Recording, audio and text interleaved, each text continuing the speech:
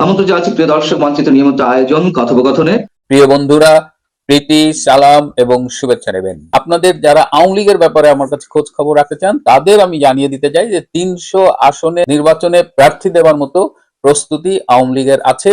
আওয়ামী লীগের সভানেত্রী শেখ হাসিনা তিনি মোটামুটি সারা বাংলাদেশে তার গ্রাউন্ড ওয়ার্ক করে রেখেছেন এবং দল থেকে মোটামুটি কোন আসনে কাকে দেওয়া হবে এই সম্ভাব্য প্রার্থীদের একটা তালিকা মানে করা আছে।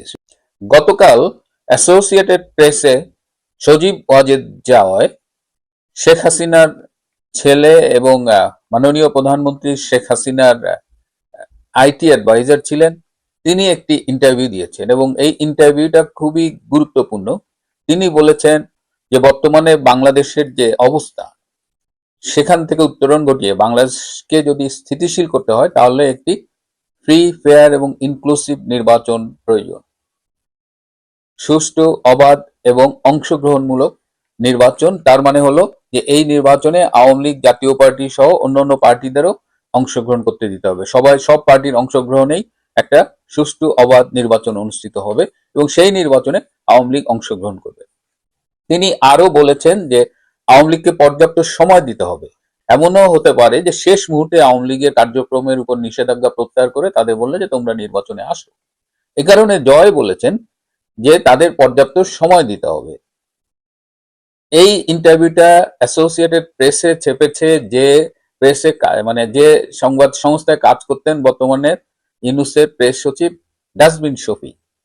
So this is an important interview এবং আপনারা খেয়াল করে দেখেছেন যে পুরা আন্তর্জাতিক কমিউনিটি থেকে এখন একটা ইনক্লুসিভ নির্বাচনের কথা বলা হচ্ছে, একটা অংশগ্রহণমূলক। তার মানে আরো সরাসরি বলতে গেলে যে আওয়ামী লীগ যেন অংশগ্রহণ করতে পারে এই জন্য একটা ইন্টারন্যাশনাল প্রেসার ক্রিয়েট হচ্ছে ডক্টর ইউনূসের উপরে। গত সপ্তাহে আমরা দেখলাম 6টি মানবাধিকার সংস্থাও বাংলাদেশের ব্যাপারে বিবৃতি দিয়েছে। তারা বাংলাদেশের মানবাধিকার পরিস্থিতি নিয়ে কথা বলেছে এবং সেখানেও ওই ইনক্লুসিভ নির্বাচন আমরা বিভিন্ন পর্যায়ে, আমি অস্ট্রেলিয়ার কথা বলতে পারি, আমরা বিভিন্ন মন্ত্রীর সাথে দেখা করছি, সবখানেই আমরা কিন্তু এই ইনক্লুসিভ নির্বাচনের কথাটা বলছি এবং অস্ট্রেলিয়ার অবস্থানটাও আপনারা দেখবেন যে গত 1-2 মাস ধরে তারাও কিন্তু ইনক্লুসিভ নির্বাচনের কথা বলছে। তার মানে একটা আন্তর্জাতিক প্রেসার অলরেডি ক্রিয়েট হয়ে গেছে ডক্টর ইউনূসের উপরে। এখন আওয়ামী লীগকে কি নির্বাচন করতে দেবে কিনা এবং আওয়ামী লীগকে নির্বাচন করতে দিলেও একেবারে এমন ভাবে দেবে যাতে লাস্টে দেখা যাবে যে 10টা সিট ধরায় দিচ্ছে। সেই জন্যই এই নির্বাচন অবাধ এবং সুষ্ঠু হবে কিনা সেই অ্যাসুরেন্সটাও দিতে হবে। এই নির্বাচন অবাধ সুষ্ঠু হবে কিনা সেই আশঙ্কা কিন্তু বিএনপির কাছেও আছে। বিএনপিও এই যমুনায় গিয়েছিল 2-3 দিন আগে, সেখানে কিন্তু বলেছে প্রশাসনের রদবদল করতে হবে, প্রশাসন এখন পক্ষপাত দুষ্ট।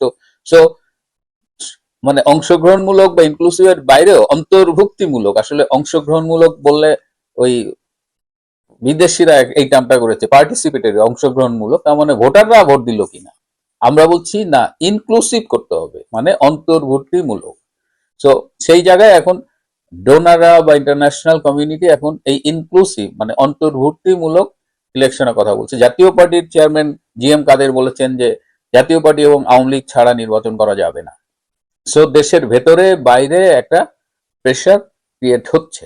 তো এখন ডক্টর ইউনূসের অধীনে নির্বাচন হবে কিনা সেটা আরেকটা বিতর্ক, সেটা আজকের এখানে কথা না। কিন্তু ইন্টারন্যাশনাল কমিউনিটি হঠাৎ করে এই এত সোচ্চার হয়ে গেল কেন আওয়ামী লীগের পক্ষে, সেইটা হলো আমাদের আজকে একটু দেখার বিষয়। আসলে পর্দার আড়ালে অনেক খেলা হচ্ছে। আমি ব্যক্তিগত আলাপে অনেক সময় বলে থাকি যে খেলা আর বাংলাদেশে নেই, খেলাটা চলে গেছে বাংলাদেশের বাইরে। বাংলাদেশের ফেট কিভাবে নির্ধারিত হবে এবং এই খেলায় বড় দুটো স্টেক হোল্ডার হলো আমেরিকা এবং ইন্ডিয়া।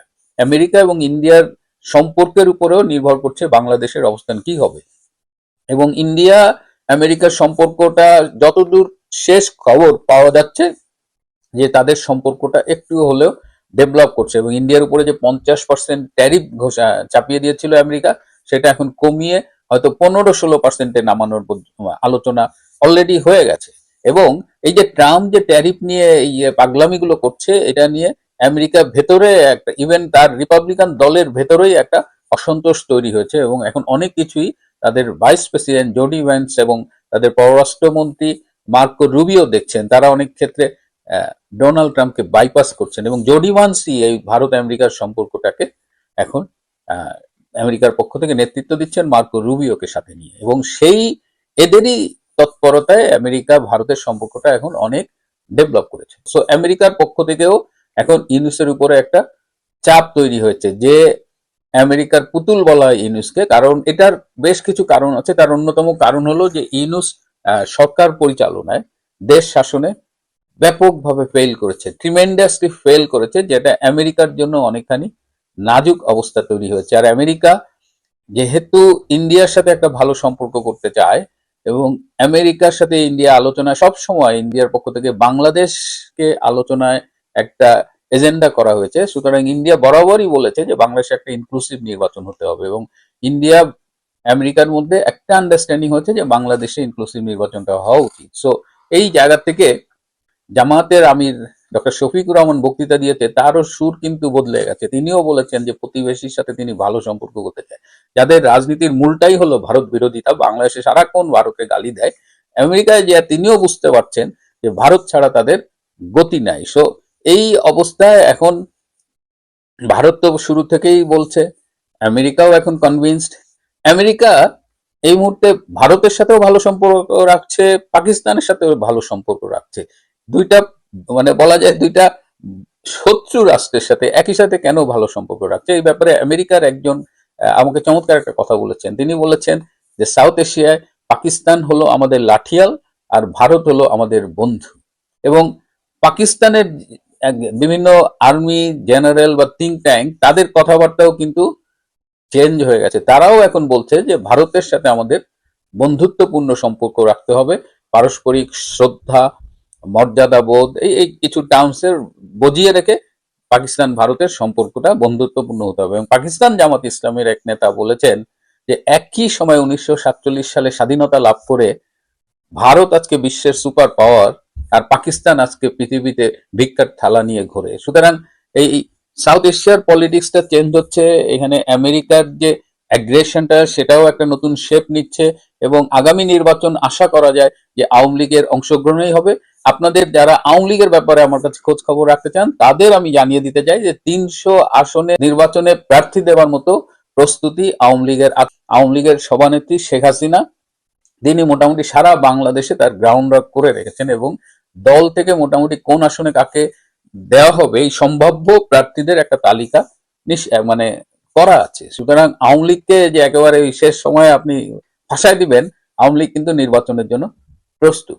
আর একটা ছোট্ট তথ্য দিয়ে রাখি, মার্কিন প্রতিনিধি দল এবং আওয়ামী লীগ বিভিন্ন পর্যায়ে এদের মধ্যে কিন্তু মিটিং হচ্ছে, এবং আগামী নির্বাচনে অংশগ্রহণ, বাংলাদেশের রাজনীতি, আওয়ামী লীগের অবস্থান, এই সব বিষয় নিয়ে আমেরিকা আওয়ামী লীগের মধ্যে আলোচনা শুরু হয়েছে। আসসালামু আলাইকুম ওয়া রাহমাতুল্লাহি ওয়া বারাকাতুহু। সম্মানিত দর্শক, আজকে যে প্রসঙ্গটি নিয়ে আলোচনা করব বা যে কন্টেন্ট নিয়ে আলোচনা করব, এটি আমার মতো আরও একজন যারা কন্টেন্ট ক্রিয়েটর রয়েছেন তাদের মধ্যে তরুণ, আমি ভদ্রলোকের নাম মনে করতে পারছি না, কিন্তু বেশ জনপ্রিয় কন্টেন্ট ক্রিয়েটর, তিনি এই বিষয়টি নিয়ে একটি কন্টেন্ট তৈরি করেছেন। তার শিরোনাম এবং তার বিষয়বস্তু দেখে আমি অনুপ্রাণিত হয়েছি। অসাধারণভাবে কথা বলেন তরুণ। তো প্রথমত তাকে ধন্যবাদ জানাই। কারণটা হলো যে আমি সেই কন্টেন্টের যতটুকু অংশ শুনেছি, সেই কন্টেন্টের মধ্যে তিনি একবার যে 111 সম্পর্কে একটু প্রশংসা করেছিলেন, মঈনুদ্দিন ফখরুদ্দিন সম্পর্কে।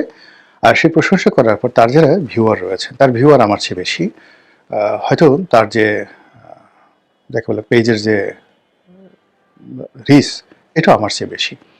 কিন্তু তারপরে যেহেতু তিনি এক্সক্লুসিভলি পলিটিক্যাল কন্টেন্ট করেন না, যেটা আমি করি, তো তিনি বিভিন্ন বিষয় নিয়ে কন্টেন্ট তৈরি করেন, রাজনীতি, অর্থনীতি, গল্প, কবিতা, বিভিন্ন বিষয় নিয়ে ভ্যারাইটি। তো তার কোনো কোনো কন্টেন্ট দেখা গেল যে মিলিয়ন ভিউ হয়ে যায়। তো তারই মধ্যে এটি তার একটা পলিটিক্যাল কন্টেন্ট। তো সেই পলিটিক্যাল কন্টেন্টে তিনি আফসোস করে একবার বলেছিলেন যে যে যুগ চলছে, সেই যুগের তুলনায় যদি আমি গত 15 বছর, তারপর এই গত 17 মাস বা তারও আগে বিএনপির জমানা যদি চিন্তা করি, তাহলে ন্যায় বিচার, সুশাসন এবং প্রশাসন সম্পর্কে মানুষের যে ইতিবাচক ধারণা, সেই দিক থেকে 11-র মঈনুদ্দিন ফখরুদ্দিন সরকার ভালো ছিল। তো এটা বলার পরে সেই যে কন্টেন্ট ক্রিয়েটর ভদ্রলোক, তার পেজে যত মন্তব্য এসছে উনি অবাক হয়ে গেছেন যে বেশিরভাগ মন্তব্য পজিটিভ, এবং অনেকে যেটা বলেছেন যে আপনি কি বলেন, বর্তমান জমানার তুলনায় 11 যে জমানা সেটা ছিল রীতিমতো জান্নাতি জমানা। এই কারণে তিনি আপ্লুত হয়ে এই আমি যে টপিক নিয়ে করছি সেই টপিকটা নিয়ে তিনি আলাদা আর একটা কন্টেন্ট তৈরি করেছেন, এবং সেটাও লক্ষ লক্ষ মানুষ দেখেছে। তো আমি তার সেই পুরো কন্টেন্টটি শুনিনি, আমি সাধারণত এগুলো শুনি না এই কারণে যে শুধু হেডলাইনে তিনি যে বিষয়টি মেনশন করেছেন সেই বিষয়টিগুলো নিয়ে যদি আমি ইন ডিটেলস তার বক্তব্য শুনি তাহলে I must be biased by his thinking. কিন্তু আমি যে কাজটি করি সেটি হলো যে আমি সবসময় আমার নিজস্ব মতামত ব্যক্ত করি, যাতে অন্য কারোর সঙ্গে আমার মতামত মিলে না এবং ভিন্ন মত হয়। আর সেটা না হলে তো দর্শক শুধু খুঁজতে থাকে যে এই ধরনের ভিডিও কোথায় কোথায় আছে। তো খুঁজতে গিয়ে দেখে যে মিস্টার রনি কোথাও নকল করেছেন, কারো কথা বলেছেন, তাহলে আপনাদের হয়তো আমার ব্যাপারে আগ্রহ থাকবে না। যাক, ভূমিকা বাদ দিয়ে আসল কথায় আসি। আমরা সবাই ত্যক্ত বিরক্ত, ভীষণ রকম ত্যক্ত বিরক্ত, এবং 2001 সন থেকে আজ অবধি যে 24 বছরের বা 25 বছরের বিভিন্ন শাসন প্রণালী ধরেন, সেই শাসন প্রণালীতে আমরা বিচার বিভাগ দেখেছি, কিভাবে বিচারক নিয়োগ হয়, দুর্নীতি দমন কমিশন দেখেছি, তারপর সরকারি কর্মকর্তাদের দেখেছি, নিম্ন আদালত দেখেছি, এরপরে রাজনীতির যে পলিটিক্যাল টাউট বাটপার যারা আছেন তাদের দুর্বৃত্তপনা দেখেছি, রাষ্ট্র ক্ষমতা ব্যবহার করে মন্ত্রী, এমপি, প্রধানমন্ত্রী, রাষ্ট্রপতি, মানে দুর্নীতির স্পিকার, ডেপুটি স্পিকার, হুইপ, এরা চাউল চুরি থেকে শুরু করে মানে সংসদের ক্যান্টিনের যে খাবার দাবার, সেই খাবার দাবার পর্যন্ত তারা চুরি করেছে এই গত 25 বছরে। তারপর যেগুলো দুর্নীতিতে রীতিমতো মাইলস্টোন স্থাপন করেছে, যেমন ধরেন আওয়ামী লীগ জামানতে রূপপুর পারমাণবিক কেন্দ্রে বালিশ কাণ্ড, মানে একটা বালিশ নিচ থেকে 4 তলায় তুলতে 4,000 টাকা বা 3,000 টাকা লাগে, হোয়াট এভার মেবি। এই কথা শুনলে মেজাজ ঠিক রাখা যায় না, বিশ্বাস করেন। কিংবা ধরুন পরিমাণে অল্প, বাট বিএনপি জমানাতে ইলেকট্রিক পোল যে কোম্পানি খাম্বা, সেই খাম্বাকে নিয়ে যে দুর্নীতিগুলো হয়েছে, বিএনপি বলছে যে আমাদের আপনজনের যে কোম্পানি তারা খুব অল্প ব্যবসা করেছে, বেশিরভাগ ব্যবসা করেছে আওয়ামী লীগের দোসর জেমকন গ্রুপ, অর্থাৎ কাজী শাহেদ আহমেদ, সেই তার কোম্পানি ছিল জেমকন গ্রুপ। তো সেই জেমকন গ্রুপ করেছে 80% কাজ, কিন্তু সেই কাজী শাহেদ আহমেদ আওয়ামী লীগের দোসর ছিলেন, তার ছেলে আওয়ামী লীগের এমপি ছিলেন, তাদের বদনাম হয়নি। আর গিয়াসউদ্দিন আল মামুন তারেক রহমান সাহেবের বন্ধু ছিলেন, তিনি মাত্র 20% ব্যবসা করেছেন। আর এখন বাস্তবতা হলো গিয়াসউদ্দিন মামুনের সাহেবের সঙ্গে তারেক রহমান সাহেবের কোনো ব্যবসায়িক সম্পর্ক নেই। কেউ যদি প্রমাণ করতে পারে বিএনপি বলে যে আমরা হাত কেটে ফেলবো। তো সেখানে সেই খাম্বা নিয়ে কি অবস্থা তৈরি হচ্ছে। কিন্তু হোয়াট এভার মেবি, এই ছিল অমানবিক। সারা বাংলাদেশের টোটাল তখন 3,500-এর মতো মেগাওয়াট, কল্পনা করতে পারেন এখন এক একটা বিদ্যুৎ কেন্দ্র 3,500, আর তখন বিএনপি জমানাতে সারা বাংলাদেশে 3,500 মেগাওয়াট বিদ্যুৎ প্রকল্প ছিল। তো সেই 3,500 মেগাওয়াট বিদ্যুৎ প্রকল্পে জাতীয় গ্রিডে 100 মেগাওয়াট বিদ্যুৎ বিএনপি তার 5 বছরে যোগ করতে পারেনি, কিন্তু লক্ষ লক্ষ বিদ্যুতের খাম্বা বিভিন্ন জায়গাতে বসিয়ে দিয়েছে, না তার না কোনো কিছু, কেবলমাত্র টাকা কামানোর জন্য। এখন তো ধরেন উন্নয়ন প্রকল্প শেখ হাসিনার জামানাতে হাজার হাজার নয় লক্ষ লক্ষ কোটি টাকার উন্নয়ন প্রকল্প হয়েছে, বিদেশ থেকে ঋণ এসেছে, আমাদের জাতীয় আয় বেড়েছিল, ইত্যাদি সবকিছু। তো যার ফলে দুই হাতে উন্নয়ন হয়েছে, দুই হাতে দুর্নীতি হয়েছে। কিন্তু বিএনপির জমানাতে ইকোনমি খুব ছোট ছিল। তো ছোট্ট একটা ইকোনমি, একজন ধরেন একটা মুরগি সে 2টা ডিম পাড়ে, আপনি যদি 2টা ডিম চুরি করে নিয়ে যান কি অবস্থা হবে। তো সেক্ষেত্রে আমরা যখন 2009 সনে ক্ষমতায় আসলাম, আসার পর দুর্নীতির যে কতগুলো চিত্র আমার সামনে আসলো। যেমন যোগাযোগ মন্ত্রণালয়ে আমি সংসদীয় কমিটিতে ছিলাম, প্রথম আমার কাছে যে ফাইলটি এলো সেই ফাইলটি ছিল এই যে হানি ফ্লাইওভার। আপনার অবাক হবে যে এই হানি ফ্লাইওভারটা প্রায় 1 বছর যাবৎ ঘুরছে বিএনপির জমানাতে। কেন ঘুরেছে? ওখানে আসলে কমিশনটা সেটেল হয়নি।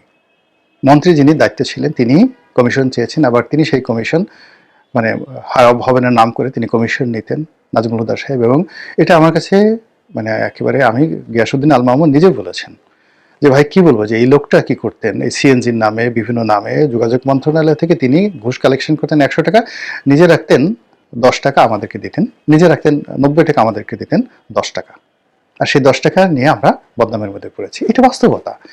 তো এই যে ঘুষ নিয়ে ধাক্কাধাক্কি করার কারণে হানি ফ্লাইওভার হয়নি। আওয়ামী লীগ করলো কি, এক সপ্তাহের মধ্যে ক্ষমতা আসার মানে যখন তারা সরকার চালু করলো, এক সপ্তাহের মধ্যে নীতিগতভাবে সিদ্ধান্ত নিল, তারপর সেই সিদ্ধান্ত নিয়ে তারা সেটা বাস্তবায়ন করে ফেললো। আচ্ছা, দ্বিতীয় আর একটা প্রকল্প দেখেন, শেষ বছরে গিয়ে ওই যে হোটেল র্যাডিসনের সামনে যে ফ্লাইওভারটা, বড় ফ্লাইওভারটা, এটা বিএনপি করতে পারেনি ওই ঘুষ লেনদেনের কারণে, যোগাযোগ মন্ত্রণালয়ের। সেটা আওয়ামী লীগ এসে 1 মাসের মধ্যে করে ফেললো। এরপরে যেটা মহাখালী ফ্লাইওভার, আপনাদের মনে আছে সেই মহাখালী ফ্লাইওভারের যেই তখন প্রকৌশলী ছিলেন কামরুল হাসান সাহেব, এজিটিসি বিখ্যাত প্রকৌশলী, তার সঙ্গে সেই যোগাযোগ মন্ত্রী নাজমুল হুদার কি ধাক্কা দেখি মারামারি, ফেরিবল অবস্থা। তিনি প্রকল্প অনুমোদন দেবেন, এর কারণ হলো এটার কোয়ালিটি মেনটেন হয়নি, বিয়ারিংগুলো লাগানো হয়নি, কাজে এটা উদ্বোধন করা যাবে না, আর উদ্বোধন না করা পর্যন্ত বিল দিতে পারছে না। এইরকম ছিল দুর্নীতি, ছোট পরিসর, কিন্তু সেই ছোট পরিসরে মারাত্মক দুর্নীতি। ব্যবসায়ীদের মধ্যে ধরেন ওই জমানাতে 2001 থেকে 2000 যাকে বলে 6 পর্যন্ত অতটা মানে বাংলাদেশের এখনো যে ব্যবসা বাণিজ্য মানে এসালাম তৈরি হয়নি, কিন্তু যা তৈরি হয়েছিল ওই জমানাতে তারা পুরো বাংলাদেশকে গাং করে দিয়েছে।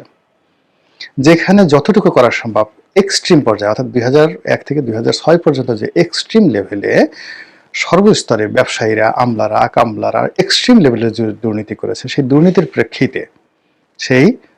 প্রেক্ষিতে ট্রান্সপারেন্সি ইন্টারন্যাশনাল যে সার্টিফিকেট দিয়েছে, ওই সার্টিফিকেট কিয়ামত পর্যন্ত বিএনপি কখনো অ্যাভয়েড করতে পারবে না। তো যেটা বলছিলাম যে সেই ধাক্কার উপরে গিয়ে যখন 1/11 এলো, সবাই 1/11-এর সময় মনে করেছিল ঈদের চাঁদ এসেছে, খুশির বন্যা বয়ে গেছে, রাস্তাঘাটে টাকার বস্তা পড়ে থাকছে, কেউ রাস্তাঘাটে টাকা ধরেনি।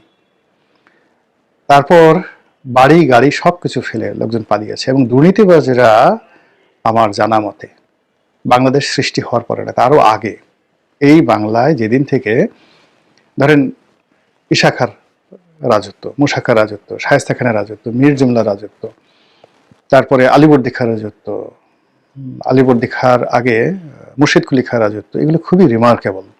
তার অসাধারণ একটি বলে রাজত্ব তৈরি করেছে। আল্লাউদ্দিন হোসেন শাহের রাজত্ব, নুসরাত শাহের রাজত্ব, পরাগল খান, ছুটি খানের রাজত্ব, অসাধারণ তারা একটা লিগেসি তৈরি করেছে। কিন্তু 11-11 সময় আমাদের সেই মঈনুদ্দিন ফখরুদ্দিন যেভাবে দুর্নীতিবাজদেরকে কাফন তৈরি করে দিয়েছিল, স্বয়ং খালেদা জিয়া তার আয়কর ফাইল তিনি অ্যামেন্ডমেন্ট করতে বাধ্য হয়েছেন, টাকা জমা দিতে বাধ্য হয়েছেন, যে সরকার যে ইন্ডিমেন্টরি দিয়েছিল যে এই সময়টাতে যদি তোমরা সেই তোমাদের কালো টাকা সাদা করো, সেই কালো টাকা সাদা করার জন্য এতটা ভয় যে বেগম খালেদা জিয়া স্বয়ং নিজে এবং সাইফুর রহমান সাহেব নিজে তাদের কালো টাকা সাদা করেছিলেন। কল্পনা করতে পারেন, বাংলাদেশের সবচেয়ে বড় অর্থমন্ত্রী, দীর্ঘকালীন অর্থমন্ত্রী, তার ফাইলে তিনি কালো টাকা সাদা করেছিলেন। যে তালিকা তৈরি করা হয়েছিল 1/11-এর সময়, ব্যবসায়ীরা ভয়ে থরথর করে কেঁপেছিল। 1/11-এর সময় প্রকাশ্যে ঘুষ নেবে, হাইকোর্ট, সুপ্রিম কোর্টে কোনো একটা মামলা পড়ে থাকবে, কোনো একজন বিচারক মামলা রায় দেবেন না, ভয়ে মব হবে বাংলাদেশে, এটা কল্পনাই করা যায় না।